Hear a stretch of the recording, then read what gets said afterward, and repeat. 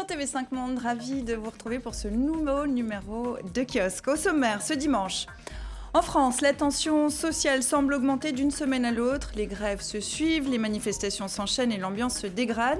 La France est-elle en train de craquer ? Les forces de l'ordre sont-elles dépassées ? Et quelle menace sur l'Euro 2016 qui démarre dans 3 semaines ? L'image de la France est-elle écornée à l'étranger ? État d'urgence et exception économique, contestation grandissante, le Venezuela va-t-il imploser ? Face à une pénurie alimentaire sans précédent, la crise sociale et politique s'intensifie. L'opposition a réuni 1 800 000 signatures pour un référendum en vue de révoquer le président. Nicolás Maduro finira-t-il son mandat ? 50e anniversaire du lancement de la révolution culturelle, un anniversaire passé sous silence en Chine. Pourquoi ce tabou ? 5 décennies plus tard, qu'évoque encore cette grande purge ? Certains en Chine osent le parallèle entre la révolution culturelle et ce qui se passe en 2016. Xi Jinping fait-il un demi-siècle plus tard sa propre révolution culturelle ? Et pour en parler ce dimanche, voici tout de suite nos kiosqueurs. Paola Martinez-Infante, journaliste chilienne freelance, ancienne correspondante en Europe de TVN, la télévision nationale chilienne. Vous collaborez aujourd'hui avec la radio Bio Bio et avec Radio France Internationale RFI. Jean-Sébastien Ferjou, cofondateur et directeur de publication du site d'information français atlantico.fr, journaliste télé au départ pour les chaînes françaises LCI et TF1. Pierre Aski, cofondateur du site d'information français Rue 89, une longue carrière de journaliste avec notamment des postes de correspondant en Afrique du Sud, à Jérusalem et puis à Pékin. Vous êtes l'auteur de 5 ans en Chine aux éditions Les Arènes et Le sang de la Chine chez Grasset. Et puis Richard Verly, correspondant à Paris pour le quotidien suisse Le Temps, auparavant en poste à Bruxelles, en Asie du Sud-Est. Vous dirigez la collection L'âme des peuples aux éditions Nevikata. Merci à vous 4 d'être ici en plateau en ce dimanche pour commenter l'actualité et nous livrer votre analyse. En France, nouveau mouvement de grève cette semaine, nouvelle manifestation et nouveau heurt. Une séquence a frappé les esprits. C'était mercredi dans le centre de Paris, à 5 minutes de la place de la République, où se déroulait une manifestation de policiers contre la haine anti-flic. On y voit sur ces images des casseurs s'en prendre à une voiture de police avant d'y mettre le feu.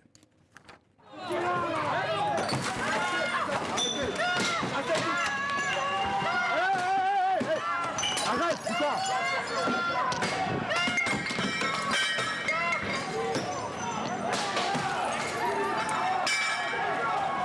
Fais attention, fais attention!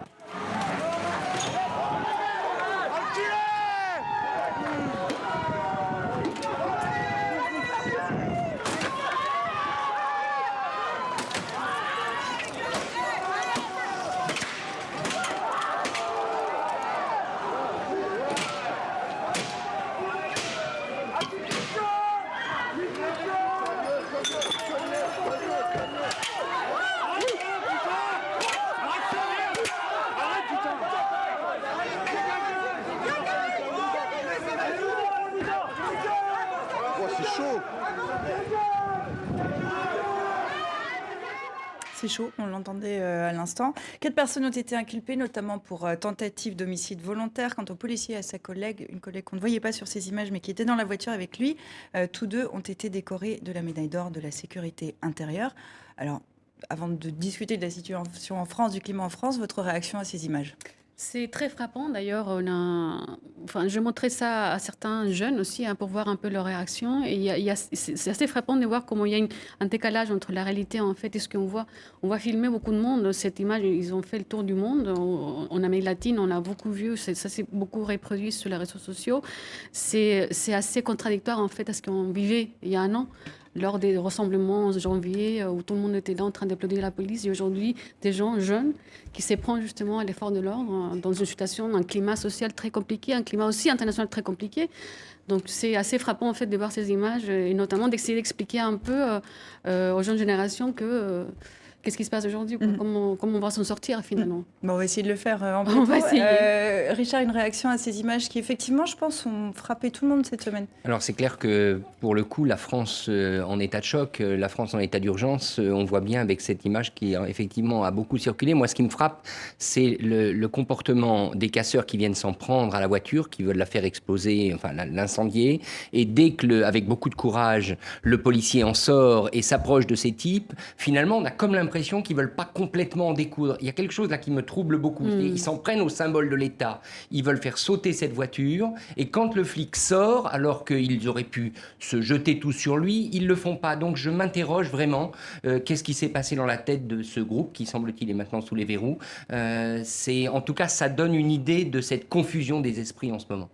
Sur la confusion des esprits, il y a cette une du quotidien français, Le Parisien. Enfin, je ne sais pas si on peut dire que c'est une confusion des esprits, mais qui titre « Mais si les Français vous aiment » en parlant des policiers, puisque en même temps qu'on voyait cette voiture brûlée, à 5 minutes de là, il y avait, je le disais tout à l'heure, des policiers rassemblés contre la haine anti-flic. Est-ce qu'en effet, il y a une détestation de la police en ce moment en France? Vous évoquiez, Paola, le fait qu'il y a un an, au moment des manifestations, après Charlie, il y avait plutôt un amour pour la police, pour dire ça comme ça. Est-ce qu'aujourd'hui, Jean-Sébastien, il y a une détestation de la police et pourquoi?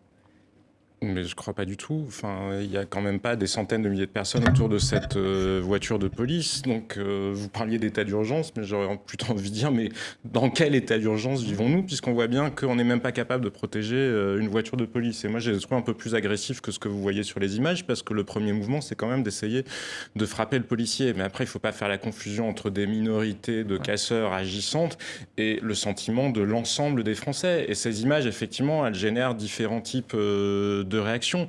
Parce que si on se place du point de vue du gouvernement, elles peuvent être à la fois positives et négatives. Positives dans la mesure où, puisqu'il n'y a plus de débat avec les syndicats sur l'opposition à la loi El Khomri, le gouvernement a tout intérêt à essayer que dans l'esprit des gens se crée la confusion entre l'opposition à la loi et ces images de violence, en espérant que derrière, ça affaiblira le soutien justement à la contestation de la loi. Elles sont aussi très inquiétantes parce qu'on voit bien qu'il y a le retour dans le pays d'une colère, d'une rage, et même si là, ce sont des minorités, il faut vraiment le rappeler, ce ne sont jamais que des minorités. Toutes les enquêtes d'opinion l'ont montré, l'image de la police ne correspond absolument pas à celle-ci. Mais c'est comme si on était face, comme dans les années 70-80, d'une certaine manière, quand il y avait des mouvements qui sont allés jusqu'au terrorisme, d'ailleurs, les mouvements terroristes, la bande Abadère ou Action Directe, etc. Ça se passe quand? Ça se passe quand les gens ont l'impression qu'il y a un système qui est tellement bloqué qu'il n'y a plus d'autre moyen que la violence pour essayer de faire basculer dans autre chose. Et c'est ça qui est inquiétant pour le gouvernement, et pas seulement pour le gouvernement, mais pour le système dans son ensemble, c'est qu'on donne l'impression que peu importe, on pourrait toujours voter pour Alain Juppé, pour Emmanuel Macron, pour je ne sais qui, le système est bloqué, et donc il y a des gens qui passent par d'autres moyens. Oui, mais je trouve qu'on a un peu la mémoire courte, parce que il n'y a pas si longtemps, alors c'est vrai qu'il y a eu les attentats entre-temps qui ont fait que l'image de la police a changé, que tout d'un coup, les policiers sont devenus nos amis, nos protecteurs, on les a applaudis sur les cortèges, etc. Mais souvenez-vous, il n'y a pas si longtemps, les affrontements qui avaient lieu à Civenne, où un jeune Français est mort en contestant un barrage, à Notre-Dame-des-Landes, où il y a un abcès de fixation depuis des années, donc à côté de Nantes. Et Nantes est l'endroit où il y a eu le plus d'affrontements au cours des derniers jours.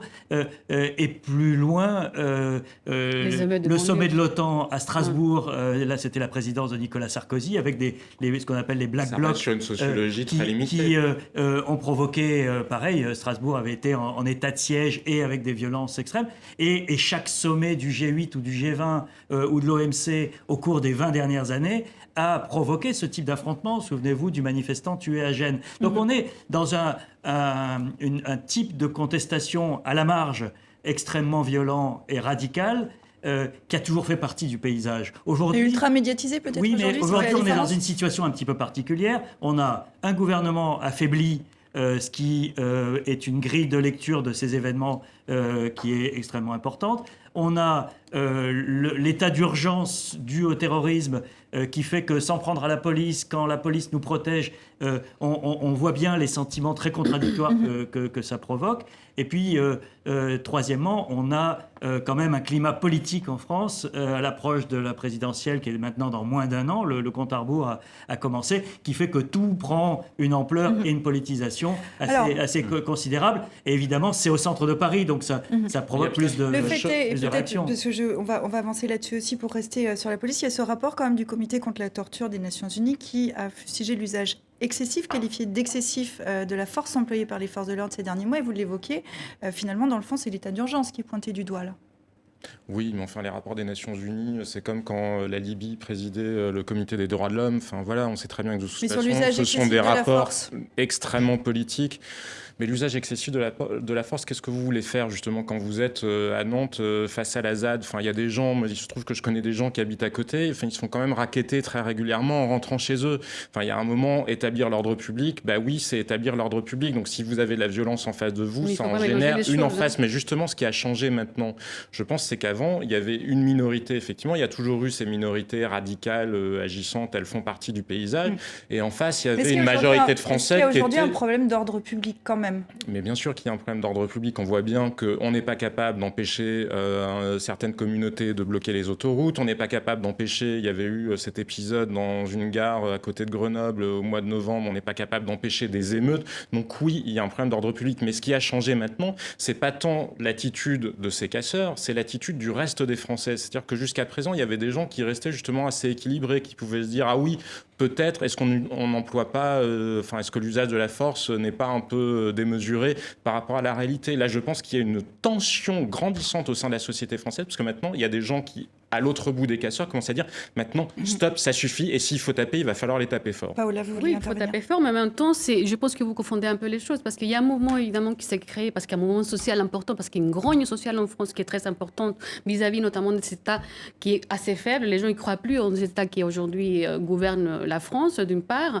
Après, qu'est-ce qui se passe? Les mouvements, plus ça dure le moment, plus il y aura des affrontements, ça c'est sûr et certain. Aujourd'hui, les tout débuts de ces mouvements, les 30 mars, quand il y a eu la première manifestation qui a donné lieu après à Nuit debout, notamment ces mêmes jours-là, déjà, il y avait des mouvements pacifiques et la force des polices était vachement sous ses nerfs. Il faut dire qu'on est face à un État qui est un peu fébrile, c'est vrai, il faut arrêter ces casseurs, il faut arrêter et faire face notamment à ces violences, mais en même temps, les gens qui sont dans les mouvements pacifiques, ils se sentent vachement intimidés. Ça, j'ai vu de mes propres yeux, les forces des polices, deuxième manifestation, des étudiants, des lycéens qui partaient avec leur cartable faire les manifestations, d'essayer de prendre les policiers, les prendre comme ça des bras et les mettre dans les camions des polices juste parce qu'ils avaient une tête un peu à casseur. Donc il y a quand même dans la jeunesse aujourd'hui une Ce que sorte... je vous disais, ce qui a changé maintenant, c'est que là où avant vous auriez eu des gens pour s'en offusquer, je pense que maintenant il y a en France un mouvement grandissant de gens qui disent mais tant pis pour eux, ils n'ont qu'à pas aller manifester. Et parce que justement c'est là où la situation est profondément inquiétante. La situation est profondément inquiétante parce que ces images-là, les gens n'en veulent plus. Le fait et est donc, qu'il y a, il y a le fait est qu'il y a- radicalisation. plus non plus que le gouvernement fasse l'oreille Mais sourde enfin, à leurs ne plaisantons revendications. pas, qui vous sont- êtes chilienne, il me Richard, semble, on n'est quand Richard. même pas sur ce qui se passait sous le général Pinochet. Bah, Enfin, il y a bien un sûr moment, que il faut non, mais savoir. aujourd'hui, on a Mais à aussi force la d'être dans même situation. l'outrance et l'exagération en permanence, non, la police n'est pas violente de manière générale en France. Il y a Bien des sûr que non, dérapages dans un personne certain nombre dit de ça. cas. Personne Et des ne dit dérapages, ça. ce sont des dérapages. Richard. Bah oui, Non, mais je là, on a voudrais juste l'impression que- revenir sur la confusion. Parce que quand même, il y a que des groupes extrémistes s'en prennent au symbole de l'État, ça a toujours existé, y compris dans la forme la plus violente. Il y a quand même eu des confusions très problématiques. Je pense notamment à cette affiche de la CGT.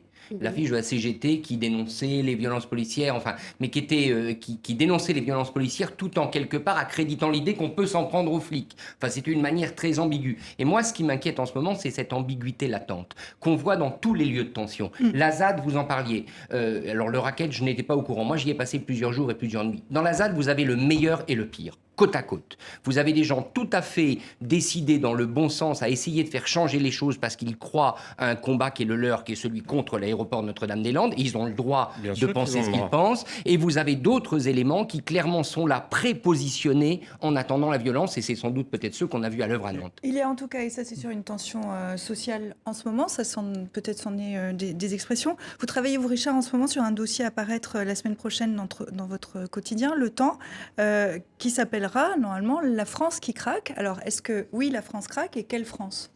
Oui, on a décidé de faire une enquête sur la France qui craque et on a employé le mot craquement justement parce qu'on ne voulait pas utiliser le mot fracture qui a été beaucoup utilisé et parce que c'est cette idée qu'il y a au fond deux types de craquements. Il y a les craquements dangereux comme ceux qu'on voit et il y a aussi des craquements plus positifs, c'est quand le carcan français, le corset français craque et donne lieu à des opportunités économiques qui sont exploitées par les startups ou d'autres. Donc effectivement, moi je crois qu'on est vraiment à cette jointure et il y a une violence très très forte. Et encore une fois, moi, ce qui m'inquiète le plus, c'est qu'il y a un certain nombre de, je dirais, de corps sociaux qui ont intérêt à ce que la violence monte.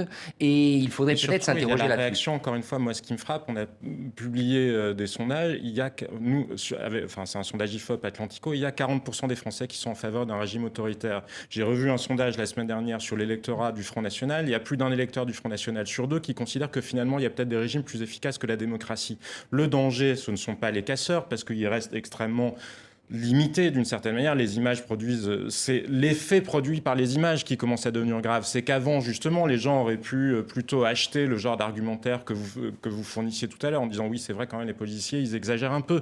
Mais là, on n'en est plus là. Là, on en est à des gens qui disent au contraire, ça suffit, on ne veut plus entendre toutes vos salades Pierre. sur le genre d'argumentaire. Par ailleurs respectable, je tiens à le C'est pas une préciser. salade, mais c'est un argument valable. Non, mais Pierre, je vous dis pas qu'il n'est pas valable, je vous dis la Pierre. manière dont il peut être entendu. Et la manière dont il est entendu, c'est maintenant des gens qui disent stop, effectivement, la démocratie, ça fonctionne plus. Mais il y a une Pierre. partie Dans une proportion inquiétante. Il y a une partie des manifestants qui vont dans le même sens que Jean-Sébastien en disant aux casseurs, vous faites le jeu de Marine Le Pen, et que c'est quelque chose qu'on entend à chaque fois que la violence démarre à la fin d'une manif ou sur les bords de la manifestation.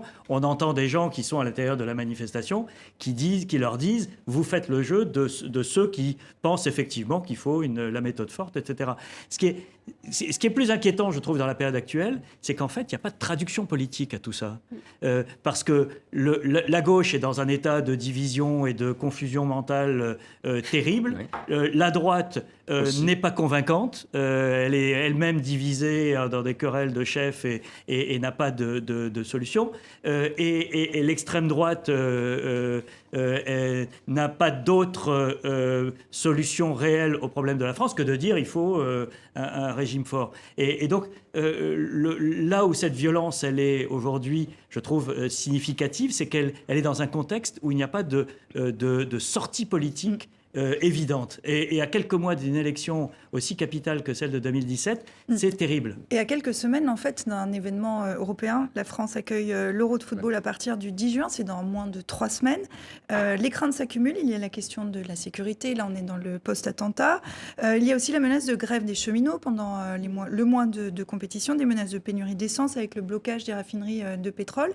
Est-ce que la grande fête promise risque de tourner au fiasco ? Bon, souvenons-nous quand même que la Coupe du Monde 98, il y avait eu des incidents très violents. Je crois qu'un gendarme avait été très gravement, ou un policier avait été très très gravement blessé, si je me souviens bien, lors d'affrontements. Moi, je pense que cet euro peut très bien, à l'heure actuelle, vu les images qu'on a là à l'instant, et vu ce qu'on sait des tensions sociales, ça peut par moments dégénérer. Et j'avoue qu'il y a matière à être inquiet, surtout quand on sait que probablement ces groupes veulent utiliser à un moment donné les rassemblements de l'euro pour agir et intervenir. Tout le monde partage rapidement pour terminer cette Non, inquiétude. je crois pas. Et pour faire une boutade, ça dépendra aussi de la performance de l'équipe de France. Ouais, je Oh, pense c'est que- peut-être pas une boutade, peut-être que justement ça peut canaliser un Et en peu. plus, il faut savoir aussi qu'il n'y a rien mieux qu'un mondial ou justement un tournoi sportif pour un peu apaiser aussi les Et puis le craintes paradoxe, sociales.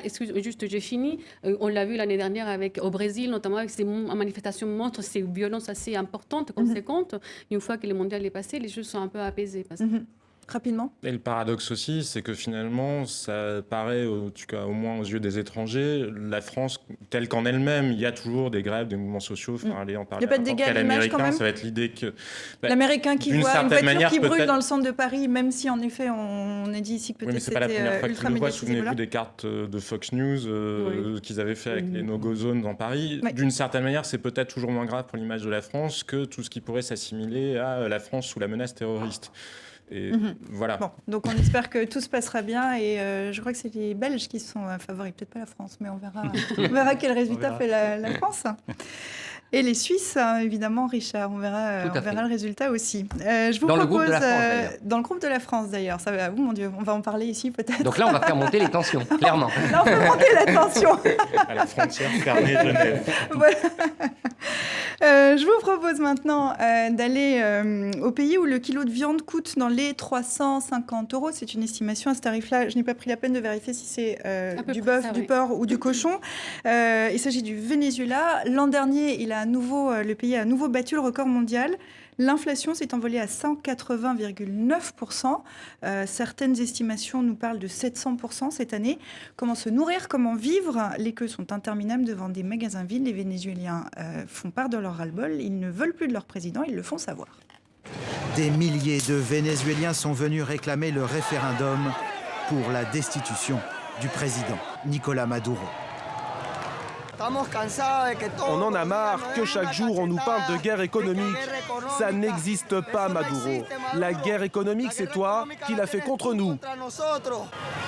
Dans la rue comme à l'Assemblée, les pouvoirs élargis que le président vient de s'octroyer par décret ne passent pas. L'opposition majoritaire crie à la trahison. Avec ce décret, Maduro peut préparer ses chars. Il va utiliser les avions de guerre et les chars dans la rue. Pour se justifier, le président, lors d'une conférence de presse, a relaté la récente violation de l'espace aérien vénézuélien par un avion espion américain. Le Venezuela se bat pour la paix chaque jour et nous sommes préparés pour la maintenir.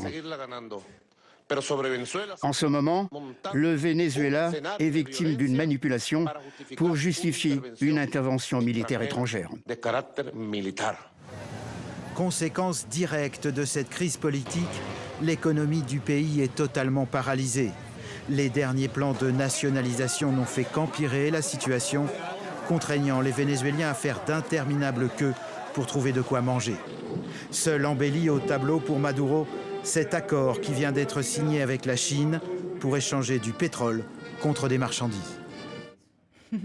Alors, vous étiez en train de réagir, Paola. Ouais, je vous laisse justement, continuer. ces images sont assez troublantes parce qu'on voit quand même un pays qui avait, entre guillemets, des bonnes raisons de rayonner, notamment dans la région. Et aujourd'hui, on voit que ce n'est absolument pas le cas. Maduro, depuis qu'il a perdu les élections parlementaires en décembre 2015, notamment, et là, l'opposition a vraiment pris la relève très forte et importante. Donc, ils se sont dit qu'ils allaient 6 mois pour remettre Maduro dehors. Et ce qu'ils sont en train de faire, d'ailleurs, quelque part. Et il faut savoir qu'aujourd'hui, le chavisme n'existait pas vraiment comme on le connaissait à l'époque de Hugo Chavez, qui était vraiment un personnage très populiste, on est bien d'accord, mais vachement charismatique, qui a attiré énormément de gens, etc. Donc aujourd'hui, est-ce qu'on voit, il y a tous les éléments réunis pour penser vraiment que Venezuela est en train de vraiment imploser. Imploser au point d'aller jusqu'à la guerre civile, comme on a pu le lire cette c'est semaine. assez particulier. C'est complètement excessif de penser hier, à ça justement, encore j'ai aujourd'hui. discuté avec une personne qui habite au Venezuela. Il m'a raconté un peu comment les jours à jour. C'est assez particulier, c'est très délicat. D'une part, nous avons un gouvernement qui est un peu désavoué aujourd'hui parce qu'il faut rappeler qu'ils ont entamé depuis le début de mai un référendum révocatoire, notamment qui devra prendre notamment 1 800 000 exactement des Vénézuéliens l'ont signé, signatures qui demandent à ce que Nicolás Maduro soit révoqué. soit évincé du pouvoir, d'une part. Après, on a aussi quand même un pouvoir militaire qui est assez corrompu. Ça existe. Aussi, le pouvoir en place, il est très corrompu. Et même l'opposition aussi, il est très corrompu. Donc là, aujourd'hui, il y a une polarisation énorme qui s'est installée, qui vient depuis des années Chavez, ça, il faut le dire. Ça, quand on voit les images que Maduro montre, ces avions qui ont on a du mal à croire. Hein. Je sais qu'aujourd'hui, est-ce qu'il dit comme menace, en fait, il subit une guerre économique qui est orchestrée par la bourgeoisie empresariale, qui est aussi orchestrée par les États-Unis. Ça me rappelle tristement, effectivement, des événements au Chili aux années 70, quand les États-Unis aussi ont orchestré un peu la même chose pour orchestrer un coup d'État qui a suivi en septembre 73. Ça, c'est d'une part. Après, on a aussi les difficultés à suivre un peu ce qui se passe, parce que, comme je disais, l'opinion publique, elle est très polarisée. Il y a quand même des faits. Comme vous disiez, Sylvia, 180% d'inflation énorme, des files interminables, une opposition qui, malgré le fait qu'aujourd'hui elle est grandissante, 68% de la population ne veut plus de Maduro, elle est quand même assez restreinte. Hier, Maduro, il a fait des essais militaires pour dire effectivement qu'il s'était prêt. 500 000 Vénézuéliens mobilisés pour un grand exercice militaire. Et ça pose la question Qu'ils de sont l'armée. prêts, notamment, exactement. Voilà. Et pas que des soldats, il y avait des civils armés aussi. Oui, parce qu'ils doivent, des ils milices ont peur, chavistes. notamment. Est-ce que l'armée peut jouer un rôle, va jouer un rôle? Enrique Capriles, le chef de l'opposition, demande à l'armée de se positionner. Est-ce que ça peut se jouer au niveau de l'armée? Alors, je ne suis pas assez familier de la situation du Venezuela pour savoir si l'armée a les moyens de prendre le pouvoir. Mais ce qui est certain, je pense qu'on ne peut pas quand même exempter Chavez des responsabilités de la situation dans laquelle le pays se trouve aujourd'hui. Je veux dire, ça a été une faillite, la faillite du populisme et la faillite du populisme militariste, parce qu'au fond, il y avait ça chez Chavez. Il y avait le populisme et le militarisme avec les milices, etc. Et on arrive à une situation qui est complètement de crise. On ne peut pas la dissocier non plus du prix du pétrole, qui s'est considérablement écroulé. Et quand on voit le président chinois, c'est ni plus ni moins la dernière bouée, mais une bouée qui, franchement, a tout d'inquiétant. Je veux dire, parce que les Chinois ne donneront rien. En plus, ils négocieront au meilleur prix pour eux. Ils ont négocié un prix très bas aussi. Donner. Donc, de toute manière, c'est une corde qui est là pour pendre les Vénézuéliens, en quelque sorte. Ouais. Alors, pour rester sur l'économie, puisque vous l'évoquiez, donc on le sait, l'économie s'est effondrée. Elle avait commencé à s'effondrer déjà du temps d'Hugo Chavez, ancien président décédé en 2013. Donc, elle s'est effondrée avec la chute du prix des matières premières et donc des rentrées faciles de devises, pour expliquer un peu comment fonctionnait le Venezuela. Les pétrodollars, le Venezuela qui a pendant des années tout misé sur la rente pétrolière. C'est l'État-providence qui est en crise. Est-ce que c'est la fin de cet État-providence ou est-ce qu'il est même déjà terminé ?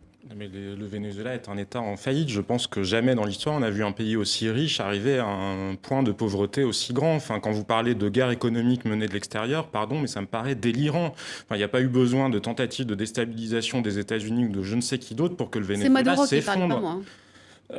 Quand on regarde la réalité, c'est non seulement effectivement le prix du pétrole a baissé, mais enfin comme Chavez avait remplacé tous les gens efficaces et n'avait mis que des affidés et des gens aussi qui acceptaient la corruption qu'il mettait en œuvre, la production de toute façon s'est effondrée d'un quart parce que l'État vénézuélien n'est même plus capable d'assurer sa production de pétrole. Donc effectivement, quand vous perdez en production et que vous perdez sur le niveau de recettes, que vous n'avez investi dans rien parce que rien n'a été fait, que vous avez nationalisé la moitié de l'économie, que vous avez mis en place un système de change extrêmement pervers parce qu'il y a différents taux de change du dollar et que les entreprises sont incitées, on leur donne des dollars moins chers pour qu'elles achètent à l'étranger ce qu'elles vont revendre sur place. Enfin bref, on est dans un fonctionnement économique ahurissant et à côté de ça une corruption effrayante parce que ce régime de gauche qui est là pour assurer la grandeur du peuple, il a quand même détourné 300 milliards de dollars. 300 milliards de dollars et ce ne sont pas mes chiffres, ce sont des d'anciens ministres d'Hugo Chavez qui mènent une enquête là-dessus. C'est une faillite époustouflante et il est assez ahurissant de voir d'ailleurs à quel point les Européens pendant très longtemps ont fermé les yeux sur cette réalité-là parce que comme c'est un régime de gauche, il inventait un nouveau modèle, on ne disait rien. Oui, je pense qu'effectivement, il faut remonter à la période Chavez, qui a été une grande illusion, qui a entraîné avec elle des gens comme Mélenchon, qui en ont été les chantres en France, et qui reposait sur une utilisation de la rente pétrolière à des fins sociales. Et effectivement, quand le pétrole était à $100, ça ne posait aucun problème, et on pouvait redistribuer assez massivement. Le seul problème, c'est qu'on n'a pas construit l'avenir et que ça a été dit. On a même détruit ce qui existait. C'était dit à l'époque. Il y a eu plein de chercheurs et de reportages, etc., qui expliquaient ça il y a déjà 10 ans que Chavez, pour asseoir son pouvoir, avait distribué la rente pétrolière au lieu d'investir pour construire l'avenir. Et le résultat, c'est qu'aujourd'hui, il y a effectivement la conjoncture d'un Maduro qui n'est pas Chavez en termes de charisme et d'influence politique, de la baisse du prix du pétrole et d'une opposition qui s'est construite. Mais avec, je trouve, ce qui est plus inquiétant aujourd'hui en Argentine, au Venezuela, c'est cette polarisation avec une haine de classe, parce qu'on a effectivement cette opposition extrêmement caricaturale de la bourgeoisie vénézuélienne historique et les bénéficiaires de la période Chavez qui ne veulent pas perdre ce qu'ils ont gagné. Non, mais là, on est au bord de l'affrontement. Il y a un point qu'on n'a pas mentionné, c'est aussi un pays qui fonctionne, qui a été livré aux mains d'un cartel de la drogue. Enfin, le bras droit de Maduro est lui-même soupçonné d'organiser un trafic de drogue vers les États-Unis. Enfin, c'est comme le Venezuela, c'est pas compliqué. C'est un pays qu'on aurait livré à un cartel de la drogue complètement illettré en matière d'économie. Donc que la bourgeoisie essaye de réagir, ça paraît pas très étonnant. Par Maduro, on va s'intéresser un petit peu à lui. Regardez cette une du quotidien régional vénézuélien Correo del Caroni qui nous dit « Maduro décrète la tyrannie ». Il a donc décrété, Nicolas Maduro, un état d'exception et d'urgence économique, une logique antidémocratique d'après ce journal. Est-ce que Maduro est aujourd'hui un dictateur en herbe ? Je vais juste répondre à ça. D'ailleurs, le président de la OEA, l'Organisation des États américains, il a traité des dictateurs en herbe. Il sait qu'il faisait absolument n'importe quoi aujourd'hui. C'est un traître envers son peuple, parce que le peuple l'avait élu démocratiquement, il faut le rappeler. Après la mort de Chavez, il y a un moment de latence, et après il a été réélu. Élection très juste, dont on Je sais dit bien, parfois mais quand qu'elle a même, été frauduleuse. sous l'emprise notamment de cet état de grâce qu'avait Chavez, qui avait orchestré Chavez. Aujourd'hui, si bien Maduro il est un peu faible, il faut quand même dire que c'est vrai, il a agi tel qu'un dictateur très populiste. Est-ce qu'il ira au bout de son mandat en 2019 ? Oui, il mise évidemment sur une solution autoritaire. Je veux dire, quand on brandit des photos d'avions espions et quand on dit qu'on va être envahi ou qu'on est sous la menace d'une invasion potentielle, c'est parce qu'on veut rameuter autour de soi les forces militaires, les forces populaires, etc. Donc évidemment que sa logique est une logique autoritaire. Mais telle qu'on voit la situation au Venezuela aujourd'hui, c'est une impasse. Parce que ça n'a aucun sens. Enfin, on ne peut pas imaginer que sa solution autoritaire l'emporte vu le chaos social actuel. Un mot quand même pour dire aussi que c'est inquiétant quand on ajoute toutes les fractures latino-américaines. On pense à la crise brésilienne. L'Amérique latine redevient un continent très compliqué, fragmenté et ou potentiellement très explosif en ce moment. En tout cas pour cette partie. En Amérique la gauche reflue. latine, pour donner quelques exemples, en Argentine en novembre dernier, élection de Mauricio Macri après 12 ans de règne péroniste. Le Venezuela, vous en parlez. Les législatives, écrasante victoire de l'opposition. Cette année, l'éviction de Dilma Rousseff, on en parlait ici même il y a 2 semaines. L'échec du référendum par Evo Morales en Bolivie pour obtenir le droit de se présenter encore une fois. Et puis une croissante impopularité de Michelle Bachelet chez vous au Chili et de Rafael Correa en Équateur. Pourquoi, en ce moment, la gauche reflue sur le continent, en Amérique latine ? Pierre ? Alors, il y a une question quand même que cette dernière période n'a pas réglée en Amérique latine, c'est la question des inégalités. Et je pense que c'est la question centrale des sociétés latino-américaines depuis bien longtemps. Mais la période de relative prospérité qu'il y a eu pendant une bonne décennie et qui a permis effectivement, notamment dans un pays comme le Brésil, à des gens de sortir de la pauvreté, à une classe moyenne de commencer à se constituer, n'a pas permis de résorber ces inégalités. Piketty a beaucoup écrit là-dessus il a beaucoup circulé en Amérique latine avec son livre sur les inégalités. Et je pense que c'est quand même la toile de fond de toutes ces crises qui aujourd'hui, on le voit, enfin, dans un pays comme le Venezuela, c'est un fossé. Et il faut rajouter la corruption, parce que notamment, je sais, au Venezuela, c'est le cas. Au Brésil, c'est le cas avec Petrova et tout ce qu'on a connu. Et au Chili aussi, notamment, cette cote popularité qui avait Bachelet, il a vachement chuté à cause notamment des problèmes de corruption. Mais il y a aussi quelque chose qui est assez commun. Alors, pas dans tous les pays, c'est moins le cas en Argentine ou moins le cas au Chili, mais le Brésil, c'est un peu la même chose que le Venezuela. Le Brésil, ça ne s'est pas fait avec la rente pétrolière, mais ça s'est fait avec la rente des matières premières. On a vécu 10 ans ou 15 ans, il y a une espèce presque de bulle d'ailleurs des marchés de matières premières. Ce sont des pays qui ont réinjecté ça. Effectivement, ça a permis de faire émerger des gens de la pauvreté, mais c'est toujours la même chose. Si vous n'investissez pas pour demain être capable de produire vos propres richesses, le jour où soit vous n'avez plus de ressources, vous avez moins de matières premières, ou alors les cours se sont effondrés, mais il vous reste rien à distribuer. Et donc c'est l'illusion de la gauche sud-américaine qui n'a pas voulu accepter les règles de l'économie de marché ou qui les a acceptées facialement. Je suis désolée, mais c'est faux. Parce que c'est moins le cas dans le sud de l'Amérique. Qui sont sous une emprise néolibérale très forte. Il faut rappeler que dans les années 70, toutes les dictatures qui sont succédées en Amérique latine, ils ont notamment installé le système. Il vaut mieux être chilien à l'heure actuelle si on raisonne d'un strict point de vue. Et donc, si les gens sont mis des gens au pouvoir des gauches, c'est justement pour revenir à une sorte de mouvement social, pour une redistribution des richesses, pour que la classe moyenne puisse avoir des meilleures conditions de vie. Mais justement, aujourd'hui, il faille lutter contre les inégalités. La gauche gouverne toujours avec la droite qui est très néolibérale et dans tous les pays de l'Amérique latine, sans exception. Oui, mais il faut effectivement lutter contre les inégalités, mais si vous mettez sur pied des systèmes économiques qui n'en sont pas parce que vous ne produisez pas la richesse de demain, encore une fois, vous n'aboutirez à rien parce que pire, vous avez fait miroiter à des millions de gens la sortie de la pauvreté. Souvenez-vous de tout ce qu'on racontait sur le Brésil, où on parlait des briques. Ils sont sortis de la pauvreté. Ils sont sortis de la pauvreté, mais comme si j'arrive avec mon chéquier et que je vous donne de l'argent, le jour où vous avez fini de dépenser ce qu'il y avait sur le chèque, c'est terminé. Mais là, précisément, ils n'ont pas construit les économies de demain. Et c'est ce qu'on peut leur reprocher. La malédiction de la rente des matières premières, c'est tout à fait la malédiction du pétrole qu'on connaît dans tous les pays. Je voudrais juste quand même rebondir sur la corruption. La corruption est évidemment un énorme problème en Amérique latine. Oui. Mais si vous regardez l'Asie, la corruption n'a pas empêché l'Asie de décoller. Donc la corruption n'empêche pas toujours des pays de décoller. Elle est regrettable, évidemment, elle est problématique, mais la corruption en soi n'empêche pas un pays de décoller.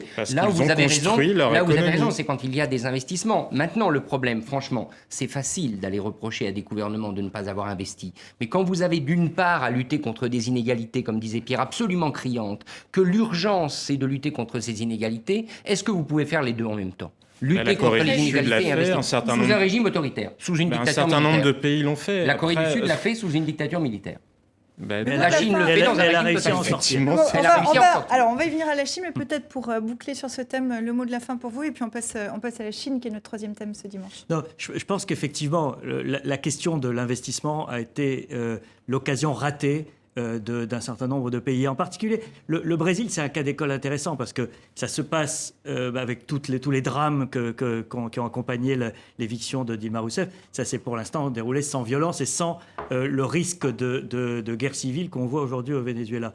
Mais la période Lula Dilma Rousseff a été une période d'or au niveau des matières premières, notamment avec la Chine qui a acheté massivement les matières premières brésiliennes, et que ça a été dit à l'époque, là encore le diagnostic n'est pas a posteriori, il a été fait pendant cette période. Ils n'ont pas profité de cette manne pour construire l'avenir, et ils en payent un peu le prix aujourd'hui, la corruption effectivement venant faire éclater des bulles au moment où ça va mal. Et la Chine, on en parlait tout à l'heure, vous en parliez tout à l'heure, qui vient au secours du Venezuela. On va s'intéresser à ce pays en faisant un petit retour en arrière, puisque cette semaine, les médias ont passé sous silence en Chine donc le 50e anniversaire du déclenchement de la grande révolution culturelle prolétarienne de Mao Tse-tung. Un silence qui témoigne de la sensibilité de ce sujet pour les autorités, même un demi-siècle après les événements. Ça va être une façon pour nous de nous intéresser à la Chine de 2016 en faisant un bond en arrière. Rappel historique avant d'en parler. Place Tiananmen, mai 1966. Devant Mao Tse-tung, défilent des milliers de jeunes brandissant le petit livre rouge, le recueil des pensées du grand timonier. Ce sera la Bible des gardes rouges. Ce mouvement va semer la terreur et purger le parti et la société de tous ces éléments bourgeois et contre-révolutionnaires. Des milliers d'intellectuels et de cadres du parti seront jugés et exécutés. Des millions d'étudiants envoyés en Mongolie intérieure se faire rééduquer par les paysans. Les gardes rouges vont aussi brûler les livres anciens et couvrir les murs de Dazibao, ces grandes affiches rédigées par les comités révolutionnaires. 15 ans plus tard, après la mort de Mao, le PC chinois va qualifier la révolution culturelle de désastre pour le parti. Mais aucun travail de mémoire n'a vraiment été entrepris depuis. La révolution culturelle reste un thème sensible. Entreprendre des recherches, c'est comme évoluer dans une zone interdite. Ce qui explique que les jeunes en savent si peu sur cette époque. À Chengdu, un musée privé a rassemblé des reliques de l'époque. Des étudiants viennent les découvrir peu à peu.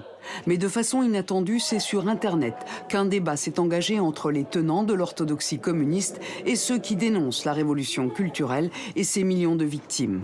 Ce sont souvent des enfants de membres du parti qui ont subi les purges ou la rééducation.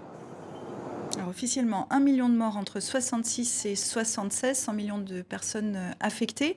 Je me tourne vers vous, Pierre, d'abord, parce que vous portez un col Mao, ce qui est quand même une bonne raison de circonstance. Mais plus sérieusement, pourquoi Mao a lancé cette révolution culturelle ? Alors, on le sait aujourd'hui, mais il y a eu des voix qui se sont exprimées à l'époque, comme celle de Simon Leys, qui était un Belge, un intellectuel belge basé à Hong Kong et qui a compris très vite ce qui se passait. C'était une lutte pour le pouvoir. Mao a lancé cette révolution culturelle pour réaffirmer son autorité sur un parti qui le contestait après une série d'échecs. Le Grand Bond en avant, notamment ? Et notamment le Grand Bond en avant, qui a fait beaucoup plus de morts que la révolution culturelle. Mais le parti s'est exprimé là-dessus quelques années après la mort de Mao, donc en 1976. Au début des années 80, il y a eu un jugement qui était très intéressant, qui estimait que le bilan de Mao était aux 2 tiers positif, 1 tiers négatif. Et que dans ce tiers négatif, il y avait effectivement la révolution culturelle qualifiée de désastre, comme ça a été rappelé. Et le parti pensait avoir réglé le problème. Ensuite, on avait fermé à triple tour le coffret de l'histoire et on allait de l'avant. Le problème, c'est que ça ne se passe pas comme ça et que la Chine est hantée par ces fantômes du passé. Et ce qui est très intéressant, c'est ce qui se passe aujourd'hui, parce que beaucoup de gens se posent la question, est-ce que Xi Jinping est en train de refaire la même chose? Moi, je ne crois pas. Je pense que Xi Jinping, dont le père a été purgé pendant la révolution culturelle, son père était un des dirigeants du parti dans l'entourage de Mao, et il a été victime, comme beaucoup de gens de cette génération qui ont été réhabilités après la mort de Mao. Aujourd'hui, Xi Jinping est assez habile de ce point de vue-là. Il reprend les codes du maoïsme, il reprend le culte de la personnalité, il reprend un certain nombre, on a vu cette image où il fait la parade des troupes au moment de l'anniversaire de la victoire sur le Japon. Il est habillé lui aussi en col Mao, alors qu'il est plutôt généralement, voilà, on voit l'image, il est généralement en costume cravate.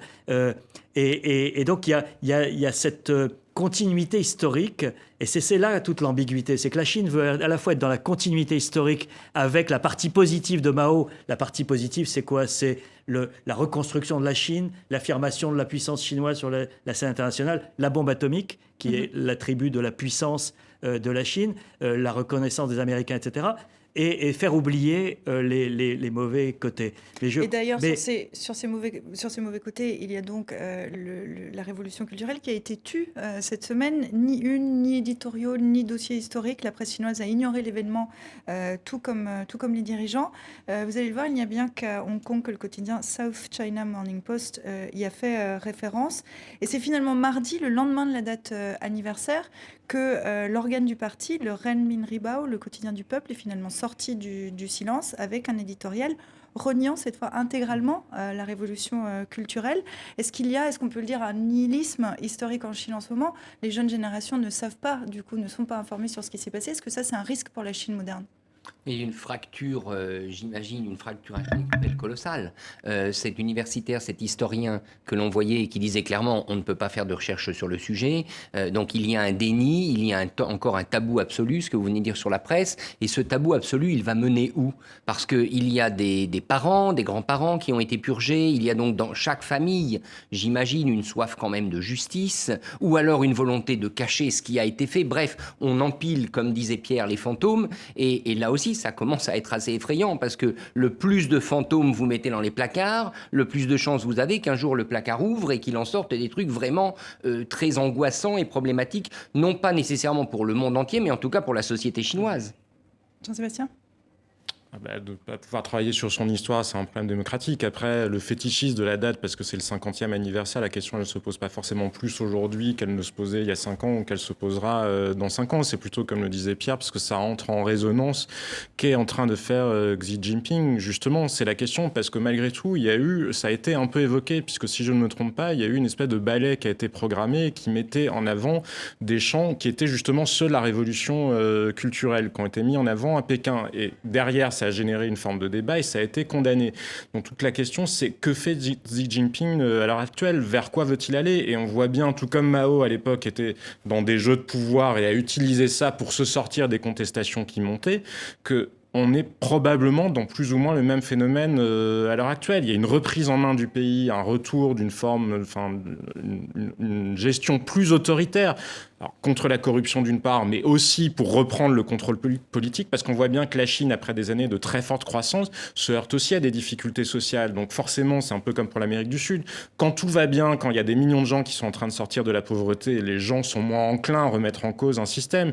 Là, ils arrivent au moment où précisément il y a des bugs dans la croissance. Donc Xi Jinping, je pense qu'il anticipe et qu'il est précisément, il ne veut pas bien dire s'il se place dans l'héritage de Mao ou non. En revanche, il se place assez clairement dans son héritage autoritaire. Ce que vous disiez, notamment, chaque démocratie qui ne traite pas son histoire, il y a à défaut que la Chine, c'est pas une démocratie, il faut le dire très fortement, c'est une dictature.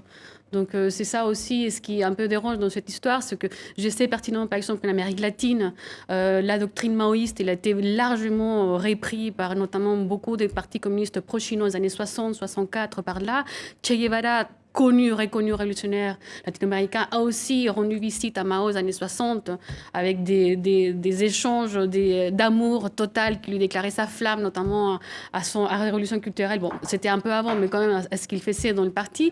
Mais aujourd'hui, ce qui dérange vraiment, en fait, c'est ça. Ce qui dérange aussi en Amérique latine, c'est vrai que les partis communistes pro-chinois, ils n'ont jamais abouti à quoi que ce soit, parce que la réalité communiste chinoise, elle est absolument en décalage par rapport à la réalité communiste latino-américaine. Dans le capital, encore une fois, je reviens à ce qu'on disait tout à l'heure, il était déjà bien installé aux années 60-70, donc du coup, c'était très difficile de faire la part des choses. Et aussi, quand même, il y a certains guérillas en Amérique latine qui ont suivi l'idéologie maoïste, les Sentiers Lumineux, Sendero Luminoso au Pérou, qui a fait aussi, d'ailleurs, une histoire très sombre là-dessus, a fait énormément de morts, qu'on a essayé aussi d'étouffer, parce qu'il y avait ces idéaux de révolution paysanne qui notamment prônaient les maoïstes, et en même temps, il y a quand même ces bilans assez néfastes. Donc aujourd'hui, si bien, évidemment, la Chine ne va pas derrière son histoire, il y a une sorte d'amnésie qui a été finement orchestrée, notamment pour ne pas révéler ces côtés très dictatoriaux qui existent aujourd'hui dans le pays. Il ne faut pas qu'il y ait d'illusions aussi. On n'est pas du tout dans un retour d'idéologie. Xi Jinping applique un programme de méthode totalement capitaliste, capitalisme d'État, mais la Chine a totalement viré sa cutie. Et on est dans un décorum, on est dans des méthodes d'organisation, d'agite-propre, de pouvoir, qui peuvent effectivement reprendre les codes du maoïsme, mais qui ne sont absolument pas, dans la pratique, liés à une idéologie et à des systèmes économiques. Parce que la Chine est aujourd'hui aux antipodes de ce que voulait Mao. Ce qui est intéressant, c'est que lorsque Mao est mort, Deng Xiaoping, qui a pris la suite, a hésité entre démaoïser, comme on a déstalinisé en URSS, ou au contraire utiliser l'image et la résonance malgré tout qu'a le personnage de Mao dans la société chinoise pour asseoir la légitimité de ses successeurs. Et c'est cette deuxième solution qui a été utilisée. C'est-à-dire qu'aujourd'hui, en Chine, le personnage de Mao est extrêmement populaire. Si vous allez à travers le pays, les gens pourront en rigoler, etc. Mais malgré tout, Mao est une référence qui n'est pas très différente de celle du général de Gaulle en France. C'est-à-dire que c'est le père fondateur, c'est une référence d'un temps où les choses allaient peut-être un peu mieux, ça fait un autre paradoxe. Et les chants de la révolution culturelle, c'est très étrange, mais vous allez dans des bars ou des restaurants, dans des cabarets à Pékin ou à Shanghai, vous allez voir des gens qui vont commencer à chanter les chants de la révolution culturelle, non pas parce qu'ils voudraient revoir la révolution maoïste, mais parce que c'était leur jeunesse, parce qu'ils avaient 20 ans, parce que c'était un moment exactement de nostalgie d'une époque où les gens étaient plus fraternels aussi. Ça fait partie des paradoxes.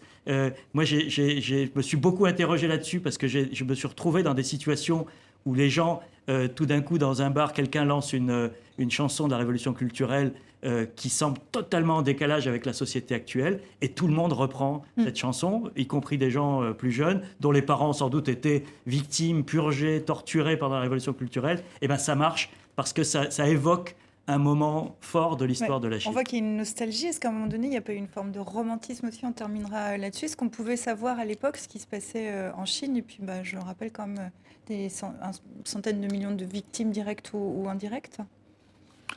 Ce qu'on pouvait savoir à l'intérieur, sûrement pas, évidemment, parce que c'était un régime, alors là, vraiment totalitaire. Sous Mao, et les moyens de communication. À l'extérieur, il y a Simon Leys, mais Simon Leys a mis du temps, je parle sous le contrôle de Pierre. Simon Leys, les habits neufs du président Mao, premièrement, il était contre toute l'intelligentsia occidentale. Toute l'intelligentsia française en particulier, l'a assassiné. Voilà. Donc quand il écrit les habits neufs du président Mao, il est tout seul. Alors maintenant, on lui dresse une statue, effectivement, parce qu'il a été le premier.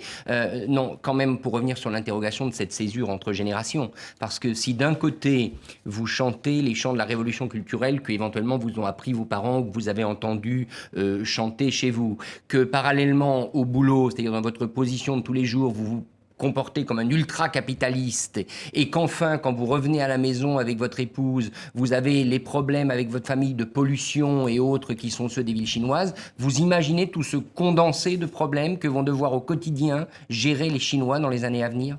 Et les Chinois sont prêts à faire face à ces défis, Pierre, pour terminer rapidement? Oui, mais je pense que la Chine ne fera pas l'économie à un moment ou à un autre de regarder son histoire en face. Et aujourd'hui, elle a ses couches successives, le grand bond en avant, la révolution culturelle, Tiananmen, qui est un autre épisode qu'on a mis sous le tapis. Et je pense qu'à un moment, les nouvelles générations poseront la question. Qu'est-ce qu'on a fait de notre histoire? Quelle est la responsabilité de nos parents aussi, un peu comme ça s'est passé dans des sociétés très diverses à travers le monde. Mais c'est aussi, il y a quelque chose de très particulier, c'est que la Chine a réussi ce que très peu d'autres révolutions dans le monde ont réussi, c'est-à-dire à se consolider. C'est une chose, la révolution, c'est le moment où vous mettez tout à terre. Après, il faut reconstruire. Et là, précisément, ce que l'URSS n'a absolument pas su faire, ni en termes de méthode, ni en termes de puissance, la Chine a réussi à le faire, parce qu'il y a deux projets qui cohabitent quand même en Chine. Il y a le projet communiste, dont ils ont retenu principalement la centralisation, le côté autoritaire, ou le fait que ce soit l'État qui donne le tempo, mais ça rejoignait finalement l'histoire chinoise. Et il y a le projet de puissance. Et c'est toute la complexité pour la société chinoise contemporaine, c'est que malgré tout, ils gagnent quand même sur un certain tableau qui est celui de la puissance retrouvée. La Chine a longtemps été la première puissance économique au monde. Elle est en train de le revenir. Il y avait eu une parenthèse au XVIIIe ou au XIXe siècle. C'est terminé. Je vous remercie pour ce débat passionnant. Puis on va continuer à discuter encore un petit peu avec la semaine de Dilemme en dessin. L'actualité, vous le savez, d'un coup de crayon. Dilemme qui revient cette semaine sur la manifestation des forces de l'ordre en France. On en parlait tout à l'heure. Pas de panique, on est là seulement pour battre le pavé, dit ce policier, un manifestant anti-loi travail. La recherche des boîtes noires se poursuit en Méditerranée 4 jours après le crash du vol Paris-Le Caire d'Égyptair. On saura alors ce qui s'est passé quand elles auront été retrouvées. Pour l'heure, la piste terroriste n'est ni privilégiée ni écartée. Le président égyptien le rappelait encore ce dimanche matin. L'Autriche élit en ce moment son nouveau président, une élection scrutée en Europe. C'est le candidat d'extrême droite, Norbert Hofer, qui est donné favori face à l'écologiste Alexander Van der Bellen après l'élimination au premier tour des grands partis au pouvoir. Jean-Sébastien, l'Autriche qui bascule, pardonnez-moi, l'Autriche qui bascule vers l'extrême droite, c'est un tournant en Europe.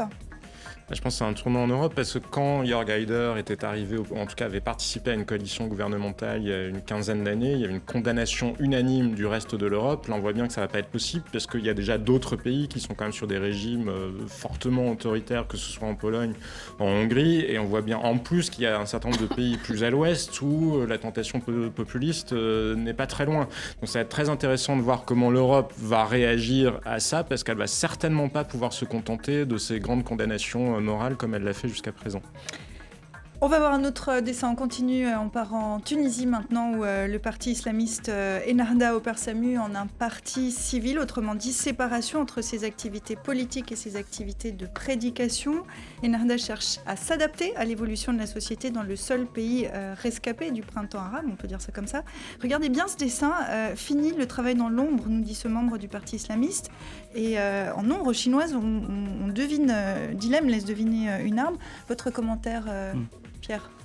Je pense que à la fois ce qui s'est passé ce week-end à Tunis au sein du parti Ennahda est historique, mais il faut juger sur pièce et il faut voir concrètement ce que ça veut dire. C'est la première fois qu'effectivement un des partis phares de cette mouvance islamiste annonce qu'il sépare, qu'en gros l'islam politique, ça n'est pas le religieux et le politique ensemble. Mais ce dessin montre le scepticisme avec lequel cette évolution est accueillie. Richard, d'un mot, scepticisme pour vous? Prenons quand même les mots de ces dirigeants, je dirais, pour ce qu'ils sont. Il y a un engagement de la part d'Ennahda, on pourra le juger sur pièce, mais je trouve que le fait qu'en Tunisie, pays qui quand même est le seul à offrir une forme d'alternative au chaos, qui grandit dans le monde musulman, cette prise de position est extrêmement intéressante. Et ça va être passionnant à observer. On continue, nouveau dessin et le dernier de Dilemme pour cette semaine. Le paquet de cigarettes neutres a fait ses débuts vendredi en France, paquet avec des images chocs et des avertissements sanitaires. Alors le choc pourrait aussi passer par le prix, rappelle Dilemme. La ministre de la Santé n'exclut pas une hausse du prix du tabac. Mauvais élève en Europe, la France compte un tiers de fumeurs. C'est beaucoup. Merci à vous quatre d'être venus en plateau pour commenter et analyser l'actualité de cette semaine. Et puis merci à vous, évidemment, qui nous regardez fidèlement dimanche après dimanche. aux quatre coins de la planète. Retrouvez-nous sur les réseaux sociaux, Facebook, Twitter. Et d'ici là, je vous dis bien sûr à dimanche prochain pour de nouveaux thèmes et pour des débats passionnants.